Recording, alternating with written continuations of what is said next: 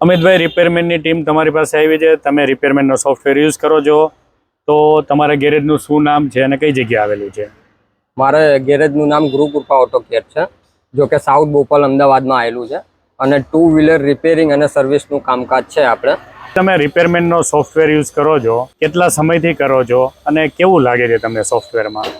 સોફ્ટવેરમાં બહુ સરસ છે. હું ખાસા ટાઈમથી મતલબ વર્ષ 2 વર્ષ જેવું મને યુઝ કરતા થઈ ગયું છે અને સારો એવો રિઝલ્ટ છે.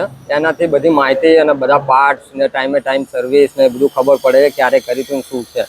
અને બિલિંગનું બધું ઇઝી થઈ ગયું છે. અમારે ઓનલાઈન ગમે ત્યારે અપડેટ કંઈક માંગવા માંગીએ તો ગાડીની ડિટેલ સાથે ગાડી નંબર લખીએ ને બધું ડિટેલ આવી જાય કે નેક્સ્ટ સર્વિસમાં અમે શું કર્યું હતું, શું કરવા જેવું છે, બધી માહિતી હોય છે, બધો રેકોર્ડ પડ્યો હોય છે.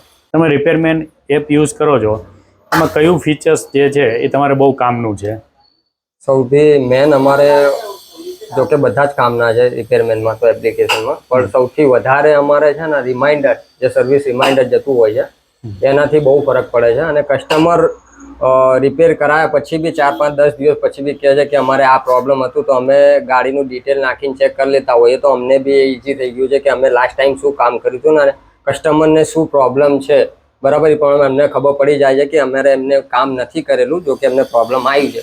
તો એના હિસાબે બી કસ્ટમરને થોડુંક સરસ લાગે છે કે હા ઠીક છે, એ પ્રમાણે કામ નહીં કર્યું તો હવે કરી દેશે, એ ડિટેલ પડી હોય છે. અને પ્લસ જે ઇન્વોઇસ અમે તૈયાર કરતા હોય, ઓનલાઈન ઇન્વોઇસ ને બધું જતું હોય છે, એનાથી બી બહુ ફરક પડે ને પેમેન્ટનું બાકી છે, ડ્યુ પેમેન્ટ ક્યાં સુધી બાકી છે, બધા માહિતી હોય છે અમારે. અમિતભાઈ, રિપેરમેન એપ પહેલા તમે બિલ કેવી રીતે બનાવતા હતા? બિલ અમારે પહેલાં જ્યારે રિપેરમેન અમે યુઝ નહોતા કરતા, એ પહેલાં અમારે નોટબુકમાં સાદું બિલ તૈયાર થતું હતું. જો કે ગમે ત્યારે 6 મહિના પછી બી ડિટેલ કંઈક જોઈએ અમારે વ્હીકલનું, તો એનું મળતું નહોતું. પણ અત્યારે રિપેરમેન અમે યુઝ કરી રહ્યા છે, એમાં ગમે ત્યારે બી અમે ડિટેલ નાખીએ બાઇકનું તો આવી જાય છે કે અમે ક્યારે શું કામ કર્યું હતું.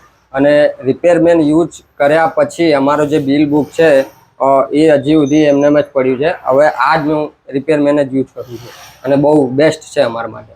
અમિતભાઈ, રિપેરમેનનું જે સબસ્ક્રિપ્શન પ્લાન છે, પ્રાઇસ છે 1 વર્ષ માટેની, એ તમને કેવી લાગે છે? વધુ છે, ઓછી છે, શું કહેવાય તમારા હિસાબે? હાવ ફ્રીના હિસાબે છે જોવા જાવ તો. રોજના મારે કંઈક 3 થી 4 રૂપિયા થાય છે. જો કે હવે એક કટિંગ ચાવી 20 રૂપિયાની થઈ ગઈ છે, તો એ પ્રમાણે કંઈ છે જ નહીં આમ. અચ્છા, એટલે એક ચાથી બી સસ્તું છે, ચાથી એક સિગરેટ થી બી સસ્તું છે, હા. એક સિગરેટ નું બી અડધું છે, ચાનું બી અડધું છે, માવો મસાલા ખાતા હોય બધા તો એના પાસે કઈ છે જ એકદમ નહીં. ફ્રીના હિસાબે છે. એટલે ફ્રીમાં તમારે આમ જોઈએ તો ઓલમોસ્ટ એકદમ નાની એવી અમાઉન્ટમાં તમારું ગેરેજ જે છે એ ડિજિટલ થઈ ગયું છે અને ગમે ત્યાંથી ગમે ત્યારે યુઝ કરી શકો છો અને સારી રીતે બધા રિપોર્ટ જોઈ શકો છો.